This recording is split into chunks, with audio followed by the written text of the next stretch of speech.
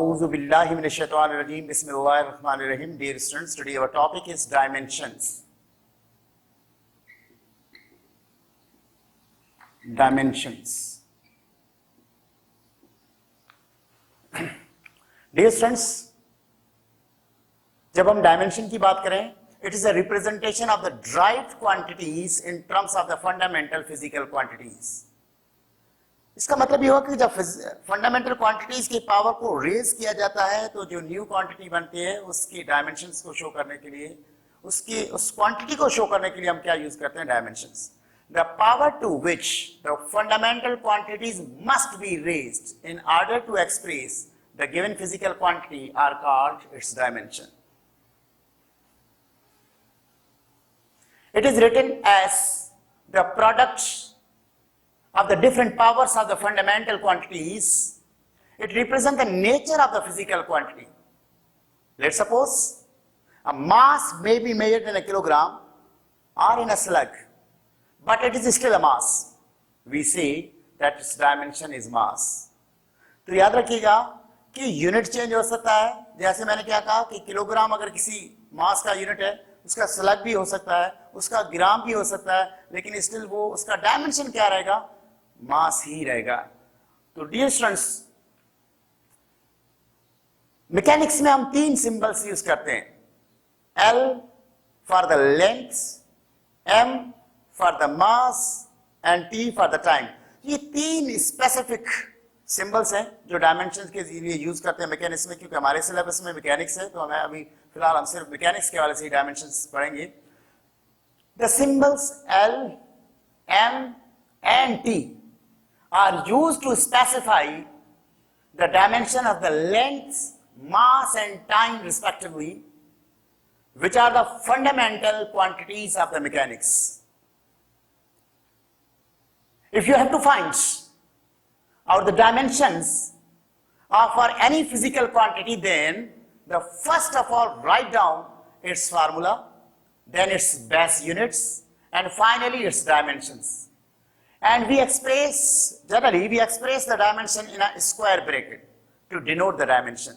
Dear students, अब हम practice की तरफ जा रहे हैं डायमेंशंस के बारे से. सपोज करें पहले मैं आपसे अगर कहूं कि वेलोसिटी का डायमेंशन कैसे लिखा जाएगा, तो वेलोसिटी का डायमेंशन लिखने के लिए सबसे पहले तो आपको यूनिट का पता होना चाहिए. क्या है? मीटर पर सेकंड.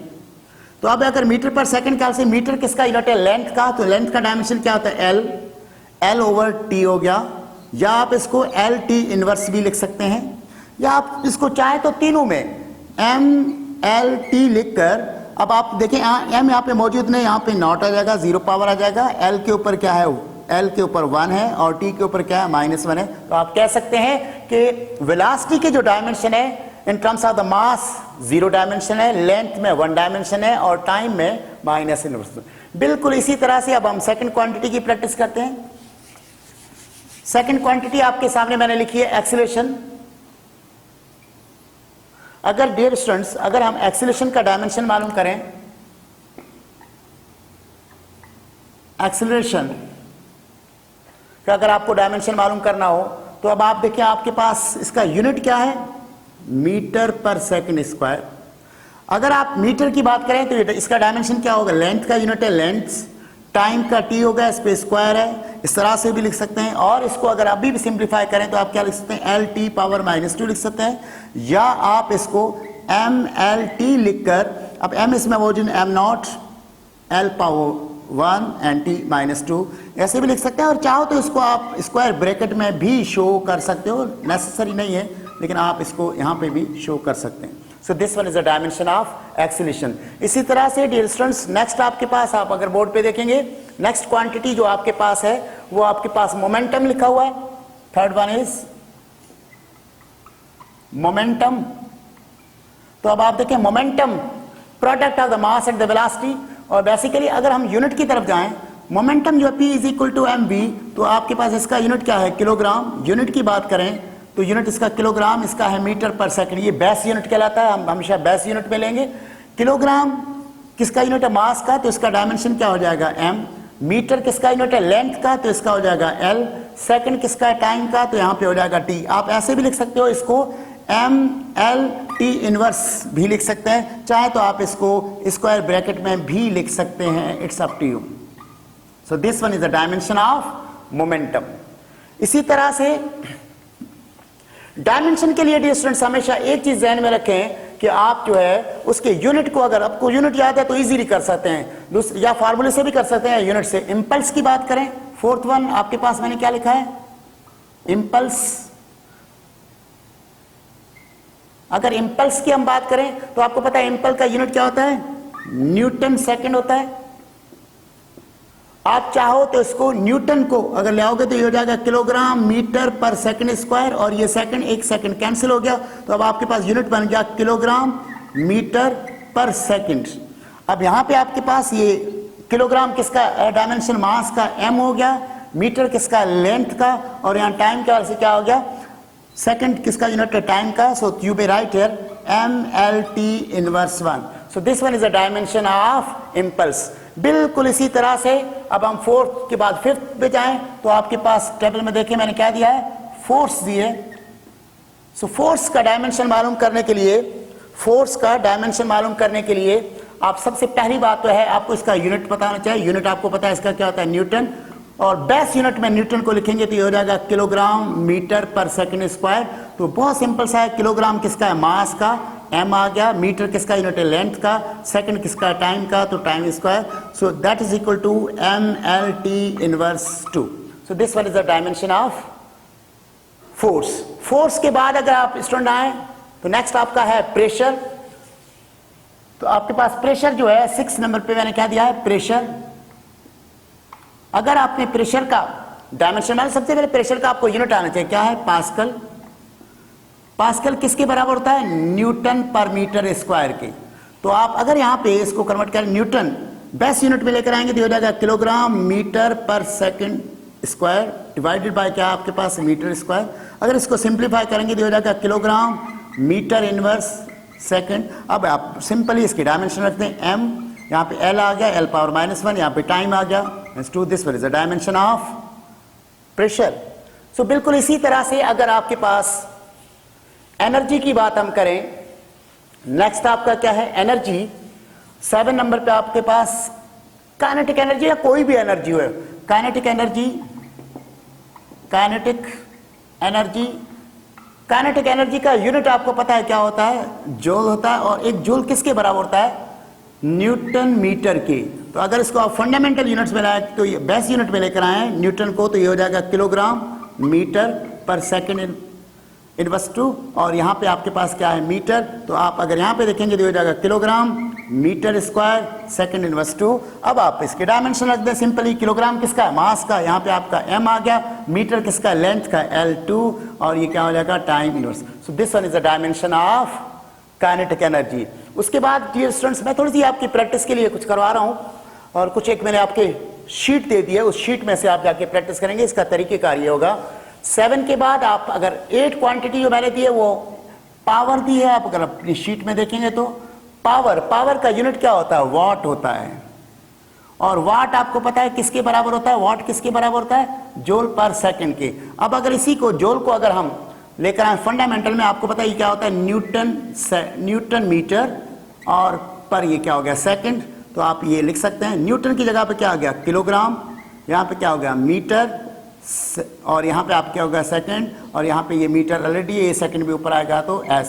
तो अब अगर इसको सिंप्लीफाई करेंगे तो ये हो जाएगा किलोग्राम मीटर स्क्वायर और s पावर -3। तो अब आप देखें बेटा, इस यूनिट के बाद बहुत सिंपल हो गया, किलोग्राम किसका है, मास का m, मीटर किसका है, लेंथ का, l स्क्वायर, और टाइम सेकंड किसका, टाइम का। तो this one is the dimension of power. इसी तरह से नेक्स्ट जो आपके पास है 9, और ये 9 आपके पास है, 9 नंबर पे मैंने डेंसिटी दिया है। सो आपको पता है डेंसिटी का फार्मूला था मास पर यूनिट वॉल्यूम, उसका मतलब इसका यूनिट होता है किलोग्राम पर क्यूबिक मीटर। और अगर आप इसको लिखें किलोग्राम क्यूबिक मीटर पर क्यूबिक मीटर, तो आप इसके बाद देखें बहुत सिंपल सा हो गया, किलोग्राम का मतलब है m, और यहाँ पे आपके पास क्या है, ये आपके पास लेंथ हो गई, तो आप एम एल पावर लिख सकते हैं, या अभी भी सिंप्लीफाई करना चाहें तो एम एल टी लिखकर, एम वही रहेगा, यहाँ पे माइनस ही आएगा, टी क्योंकि इसमें प्रेजेंट नहीं है तो उसके ऊपर पावर क्या लगा देंगे, जीरो लगा देंगे। सो this one is the dimension of density. यहाँ इतना भी लिखें तब भी सही है, गलत नहीं है। उसके बाद 10 नंबर क्वांटिटीज आप चेक करें, क्वांटिटी नंबर 10 के अंदर मैंने दिया एंगुलर डिस्प्लेसमेंट।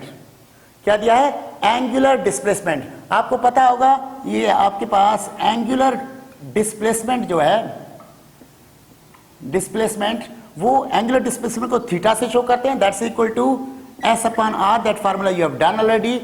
और इसका क्योंकि इसका यूनिट क्या होता है, मीटर होता है, इसका भी मीटर होता है, तो आप कह सकते हैं, हालांकि ये डायमेंशन लेस कहलाएगा, ये डायमेंशन लेस कहलाएगा। डायमेंशन लेस इसलिए कहलाएगा क्योंकि इसका ये रेशियो है, और बेसिकली इसका यूनिट जो हम यूज करते हैं, यूनिट तो यूज करते हैं हम रेडियन, लेकिन ये आपका क्या है, सप्लीमेंट्री यूनिट है रेडियन के वाले से।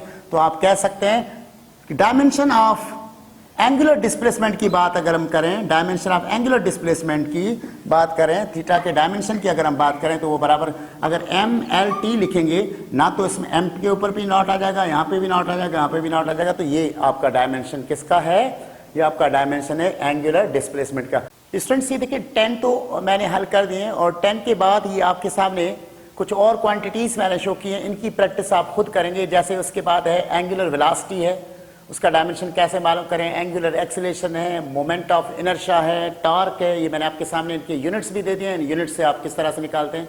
एंगुलर मोमेंटम आपके पास है, फोर्स कांस्टेंट आदि स्प्रिंग कांस्टेंट है, जिसको हुक्स कांस्टेंट भी कहते हैं, ग्रेविटेशनल कांस्टेंट जी है, intensity of the gravitational field है, इसी तरह से ग्रेविटेशनल पोटेंशियल है, सरफेस टेंशन है, वेलोसिटी ग्रेडियंट है। तो इन सब के मैंने जो है वो आपको यूनिट भी दे दिए हैं, सामने डायमेंशन भी लिखे हैं, लेकिन फाइंड कैसे करने हैं ये आपने देखना है। कोफिशिएंट ऑफ विस्कोसिटी है, स्ट्रेस है, स्ट्रेन है, मॉड्यूलस ऑफ इलास्टिसिटी है, उसके बाद जो है पॉइजन रेशियो है, टाइम पीरियड है, और फ्रीक्वेंसी। ये आपकी प्रैक्टिस के लिए है। इसके अलावा भी आपको एक मैंने जो है प्रैक्टिस शीट भी दी है पीडीएफ में, उसमें भी आपके पास डायमेंशन और यूनिट्स हैं, तो उसको आप एक बार थ्रू आउट करेंगे तो इंशाल्लाह आपके पास मसला आपका हल हो जाएगा। लेकिन उसके बाद जो है क्वांटिटीज हैविंग द सेम, कुछ ऐसी क्वांटिटीज है जिनका डायमेंशन सेम है, तो आप अगर यहाँ पे देखेंगे तो आपके पास देखिए, पहले जैसे सपोज करें am naught L not T inverse 1, तो ये किस किस के हो सकते हैं, या फ्रीक्वेंसी है, एंगुलर फ्रीक्वेंसी है, एंगुलर वेलोसिटी है, वेलोसिटी ग्रेडियंट है, डिके कांस्टेंट, इन सबका डायमेंशन सेम होता है।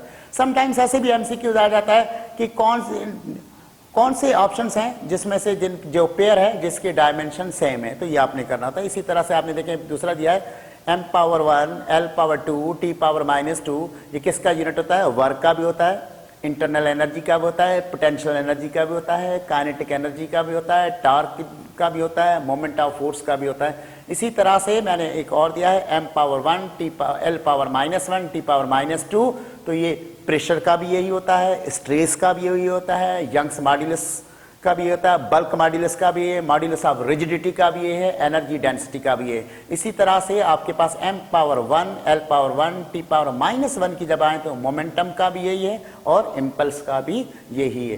तो उसके बाद जैसे m not l power 1 t power -2 करें तो एक्सीलरेशन का भी यही है, एक्सीलरेशन ड्यू टू ग्रेविटी का भी यही है, ग्रेविटेशनल फील्ड इंटेंसिटी का भी यूनिट आपके पास यही है। इसी तरह से m power 1 l power 1 t power -2 आए तो जो है थ्रस्ट फोर्स है, वेट है, एनर्जी ग्रेडियंट है, कोई भी फोर्स के हाल से जब हम बात करते हैं तो उनमें आपके पास ये यूनिट आता है। इसी तरह से सरफेस टेंशन आपके पास m power 1 l power t power -2, surface tension की बात है, surface energy per unit area के हाल से आता है। So that one is the topic of the dimensions. आप इसको प्रैक्टिस करेंगे, इंशाल्लाह आपको समझ में आ जाएगा।